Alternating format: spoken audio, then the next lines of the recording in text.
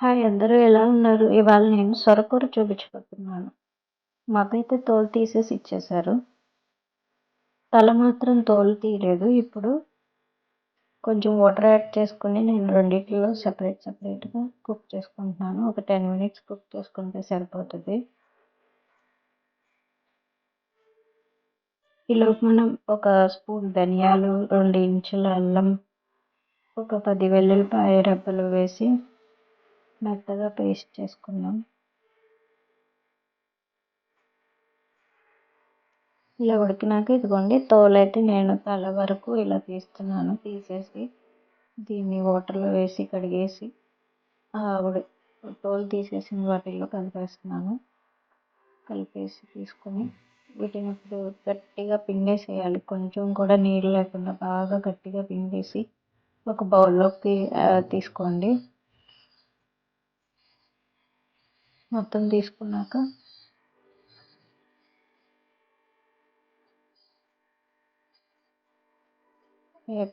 ఇందులో కొంచెం సాల్ట్, ఒక టీ స్పూన్ పసుపు, 2 టేబుల్ స్పూన్ల కారం,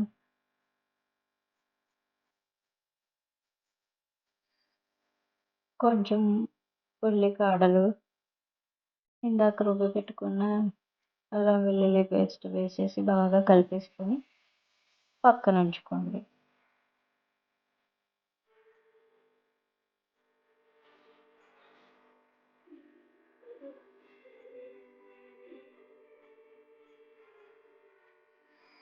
తర్వాత ఉల్లిపాయ, పచ్చిమిరపకాయలు తీసుకొని కట్ చేసుకొని పెట్టుకోండి. ఇది మందంగా ఉన్న కడాయి పెట్టుకొని అందులో ఒక హాఫ్ కప్ ఆయిల్ పోసుకొని ఉల్లిపాయలు,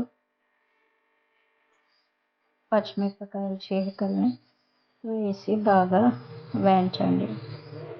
అవి వేగిన తర్వాత ఇందాక మనం కలిపి పెట్టుకున్న చేపను కూడా వేసేయండి.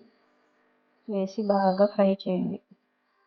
చేప బాగా ఏగిపోయినాక బాగా ఏగాలి. ఏగాక ఫ్రై చేయండి.